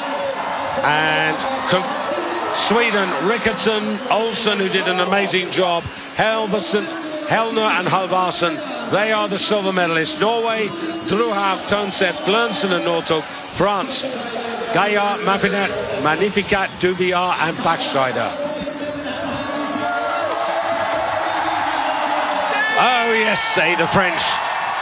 Yesterday it was a magic moment for Francois Brault getting his first individual medal in the Nordic combined. And you can see the respect that these men have for each other. A totally wonderful race, and still many a man out there. But honestly, Mike, does the 4x10 kilometer World Championship relay ever let us down? Never. And it's always so close. 0.6 of a second this time. Last World Champs it was 1.2 second. It's the same teams in the same order. And Switzerland coming home now. on this last leg. Tony Livers from Davos to bring the Swiss home. And you can see they're outside 2 minutes. And David, just briefly, when you look at Val di Fiemme 2 years ago, the French weren't in the top 8. Oslo 2011, they weren't in the top 8. They did better in the Olympics in 4th, but they're amazing. Olympic bronze medal last year, World Championships bronze medal this year. They're a team that's landed. Italy crossing the line there in 6th place. Italy, who were 4th in the World Championships last year, and 5th in the 2 years ago, and 5th last year in the Olympics. And a little dice there between Germany and Finland. Switzerland improving, David, you mentioned earlier, in 5th place, 2-3 behind at the Olympics. Well, they were 7th behind, so that's a good move up the world order. Absolutely wonderful race, and I hope all of you, wherever you are in the world of Eurosport, have enjoyed that, because how could you not? It was quite amazing. Canada, America, a little tussle there at the end, but Canada 10th, America 11th.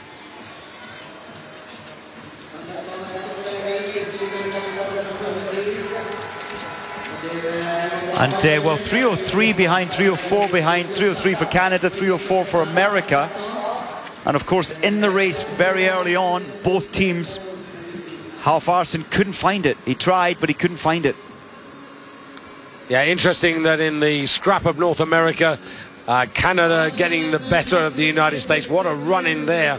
1.3 seconds in the favor of the Canadians. And that last leg duel for America, it was Simeon Hamilton on the anchor leg for the USA, and Len Valias, good Canadian racer, on the final leg for Canada. I think that's a Canadian racer, not American racer. I think Len will put in a good performance, as Killick did last year in over 50 kilometers on Sunday. Well, what a terrific race there. We always knew that Northug would be a danger to whoever he was chasing. And here you can see it again. There's Halfvarsson and Northug just coming up on the outside of that climb. He's just got pace, David. He went the long way around. He went wide to take this on the inside. And that was the key, to close the door. Because from there on in, he could dictate. Untouchable. And then he carries so much momentum. The balance is phenomenal to do that on that descent. And also, he can dictate the line, the lane that he comes in. And there are different snow conditions. We're on day 10, and some of those lanes, and particularly that centre one, seems to have a little more pace in it. And he knows it all. He is the master than we've ever seen at finishing pace and best line and when to go. 2 days to go and fantastic racing still to come, but surely, Mike, it's not going to get much better than that. And you know, it was 1.2 seconds 2 years ago. It's 0.6 of a second this time. Always tight racing in the relays.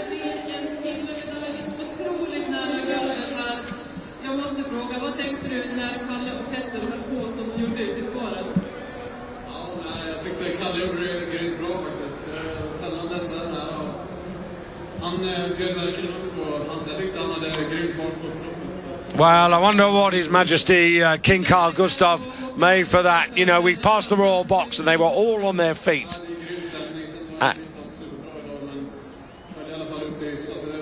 Well, the good news I can tell you is that we don't have to rush away.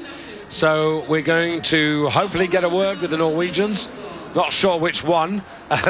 And then we'll stay for the flower ceremony. I know a lot of you like to see the men on the podium after every performance, but that performance warrants a podium. That was phenomenal. And what France did again today, David, I think this is a team that's just growing in stature and confidence, and the bronze medal proving just that. He does deserve a smacking sometime. Well, there you have the thousands and thousands of fans. And I tell you what, whatever they paid for their respective tickets, they got their money's worth today. And whilst we wait for the interview and the podium, we'll bring you a reminder of what we have ahead for you on the final 2 days of these Nordic Ski World Championships. Yet again, look at Northug powering up here, going, as Mike said, the long way round, shutting the door on Kalle Halvarsen, who just fought and fought. And look at that distance back to Bachscheider. I mean, that's a tremendous effort from the Frenchman as well. I want to make it clear, Bachscheider and the French team won the bronze. Oh, totally, and we're going for the gold. They were fearless, the French team, totally fearless. They wanted the gold, but we're happy with the bronze.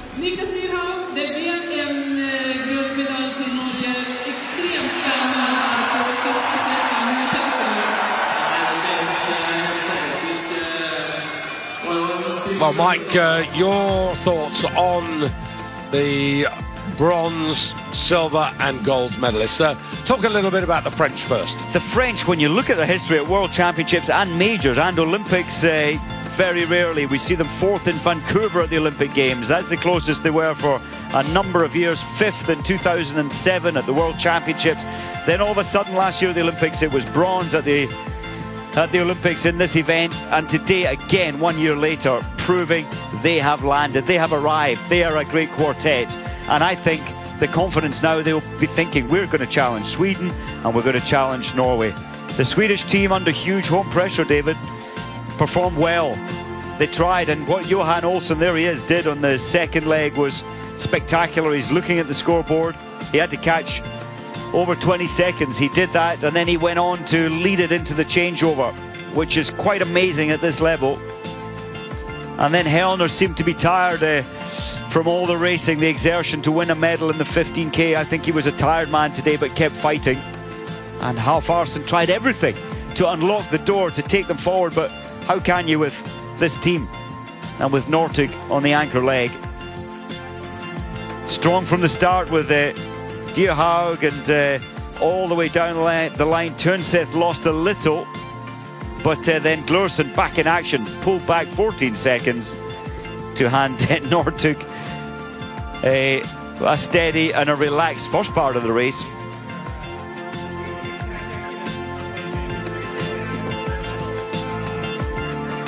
Well, I think we're going to get to the interview with the triumphant Norwegian team momentarily.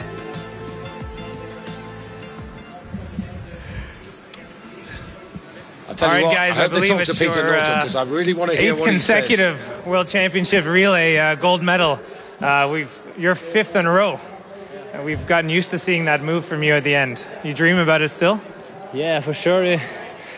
This day we have a dream about the whole year. It's us coming here to compete against Sweden in the relay. It's a big achievement for everyone, and for sure it's a big day for Norway. We have a lot of pressure on us, and these three guys, it's their first World Championship relay, and I'm really impressed of my team. Great, you just got my next question. Your first time on the Norwegian relay team. How was it for you guys? You must have felt a little bit of nerves before the race. Yeah, we're the virgins. So, yeah, first time is the best. So. And how was the atmosphere with the crowd? Obviously, you're racing against the home crowd. It must have been quite loud. Yeah, of course, it's special to compete in Sweden on our away field, and also against them until the finish. So, it's the best feeling to beat Sweden in Sweden at the finish line. I'm sure that's going to explode. Congratulations, guys.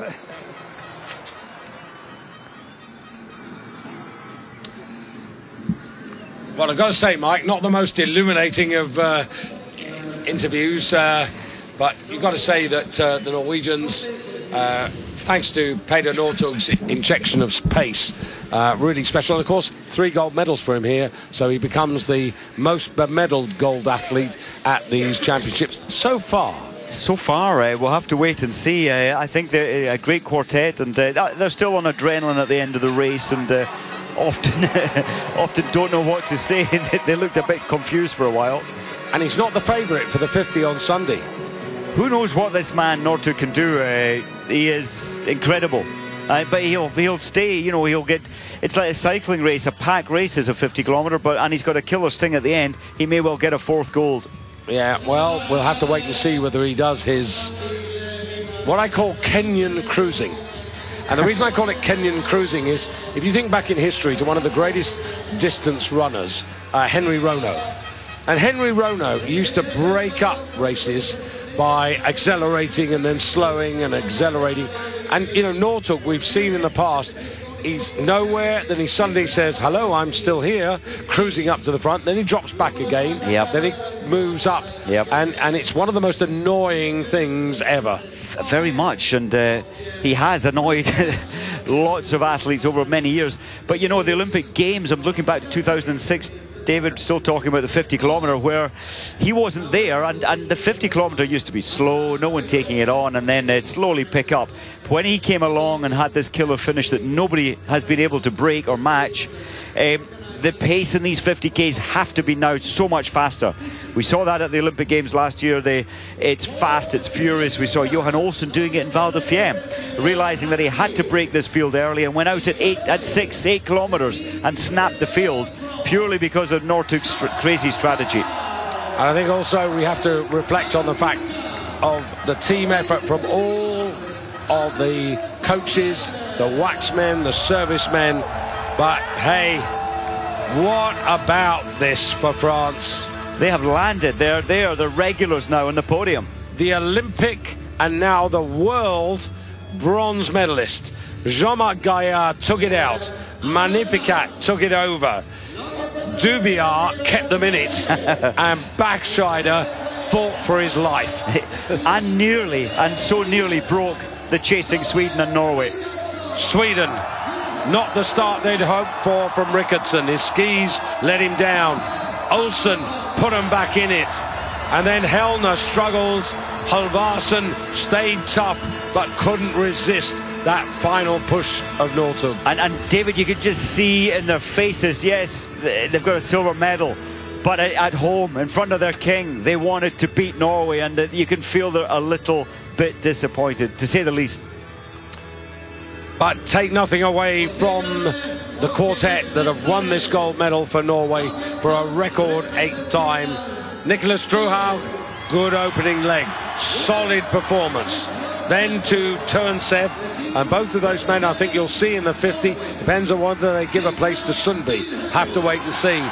And then Glersen, excellent, made up time on that third leg to make sure they were right in it, handing over to Peter Northug. And Peter Northug, well, when he started out, Mike, there was one little message that came in, and it came in from Frank, and he described, as Northug took over, he described, it looks like Northug's on a joyride during Easter time. It did, didn't it? Off out for a little tourist track skiing. He didn't care. He was handed over with a big lead. He didn't want it because he's a tactician. And he's disliked by many for that. But if you want to win a race, you need a strategy, and he always has one. There's a lot of warmth around in terms of the racing and the spectators. The only thing that's let us down until now, day 10, Mike, is the weather. Hardly a glimpse of the sun. They promised sunshine. They said we'd have 8 out of the 12 days would be sunshine, but hey, maybe tomorrow, maybe Sunday. Two to go. And it's been pretty dank and wet, the sort of weather that really gets into your bones. It's been strange, it has, but the races have gone on, and I think a wise decision from the FIS to salt all of the track. That gets rid of the very damp top layer, it takes that down to the base layer, and so it's very level, even and fair conditions for all. Yeah, racing's been good, whether it's been in the cross-country stadium or jumping. And last night, great atmosphere in the Big Hill. Now tomorrow, what a day. Nordic combined sprint, women's 30-kilometre distance race. And then, of course, the team jumping to finish it off. And just to whet your appetite, for the women's 30, Johaug is the 5-4 favourite. Bjørgen is 5-2. Kaller is 4-1. Kowalczyk is 7-1 and he's got pretty fresh legs and is a medalist from these championships in the team sprint. Heidi Weng out to 25-1. I can understand that. And then you come to Saarinen of Finland, who's targeted this race. An experienced multi-medalist at World and Olympic Games, 40-1. Astrid Jakobsen, 25-30. I'm not sure that will be her cup of tea. Niskanen, Kertu, 30-51 her range, and Styra, if she was picked, then she would have been around 75-1 as well. But it's going to be fascinating tomorrow. Is anybody going to take on Johaug? Is Bjørgen going to deal with the distance? Can Kalle do it in classic? And lots of questions. Or Kowalczyk, and at her very best form, Mike, Kowalczyk has to be a player. I'm amazed that she's not favoured, actually, because when it comes to endurance, when it comes to classic, she is a classic. She's back to her best form. I'm quite amazed, and I think she'll perform brilliantly tomorrow. So take your pick out of that lot. We might be thinking of a wee wager on maybe Justina and also Ina Kaiser. But it's time for us to take our leave. Thank you so much for being with us and sparing your time in the afternoon. I hope it's been worthwhile as it's been for all of us, wherever you are in the world of Eurosport.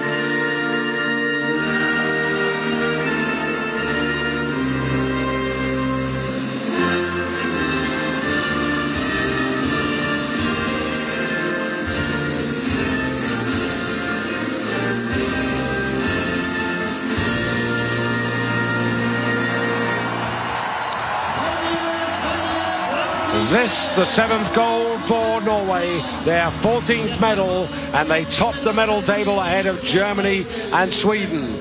From Mike Dixon and myself, David Goldstrom, thank you so much for being with us. Enjoy the rest of your day, and if you can, be with us for the final weekend. Bye-bye from Falun.